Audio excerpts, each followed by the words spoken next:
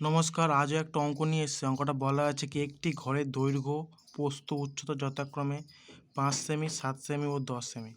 ঘরের 4 দেওয়ালে ও ছাদ রং করতে প্রতি বর্গ সেমি 5 টাকা হিসাবে কত খরচা, মানে দৈর্ঘ্য, প্রস্থ, উচ্চতাটা ঘরে বলে দিয়েছে, কিন্তু ঘরের 4 দেওয়ালে ছাদ রং করতে হবে এবং দেয়াল রং করতে 5 টাকা করে খরচা পড়লে প্রত্যেক বর্গ সেমি কত টাকা হবে।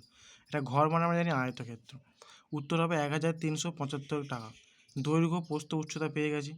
দৈর্ঘ্য পেয়েছি 7, প্রস্থ 5 ও উচ্চতা 10। প্রথমে আমরা ঘরের 4 দেওয়ালের ক্ষেত্রফল। ঘরের 4 দেওয়ালের ক্ষেত্রফল সূত্র কি?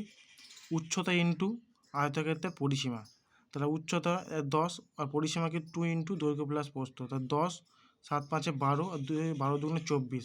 তাহলে 10 24 40 বর্গ সেমি। অথবা বলতে পারি, অথবা তোমরা এরকম করে করতে পারো, এই যে উচ্চতা আছে, উচ্চতা একবার দৈর্ঘ্যের সাথে গুণ করব এবং প্রস্থ গুণ করব।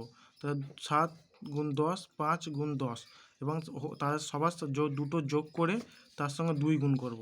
তাহলে কী হবে? 70 50 120, 2 গুণ করলে 240 বর্গ সেমি। তো এরপর কি আমরা পেয়ে গেলাম? এটা পেয়ে গেলাম কি, আয়তক্ষেত্রের 4 দেওয়ালের ক্ষেত্রফল। এবং আমাদেরকে ছাদের ক্ষেত্রফল বলে, ছাদের ক্ষেত্রফল মানে আয়তক্ষেত্রের ক্ষেত্রফলটা বের করলেই ছাদের ক্ষেত্রফল পেয়ে যাবো। তাহলে দৈর্ঘ্য ইন্টু প্রস্থ, তো 7 গুণ 5 35 বর্গ সেমি হচ্ছে কি ঘরের ছাদের ক্ষেত্রফল। তাহলে আমরা কী চেয়েছে? ছাদ ও 4 দেওয়াল। তা ছাদ ও 4 দেওয়ালের মোট ক্ষেত্রফল কী করব? দুটো যোগ করে দেবো, 35 প্লাস 240 275 বর্গ সেমি। তাই নিম্ন খরচ কত হবে বলছে? 5 টাকা করে খরচা করে প্রত্যেক বর্গ সেমিতে। তা মোট কত আছে? 275।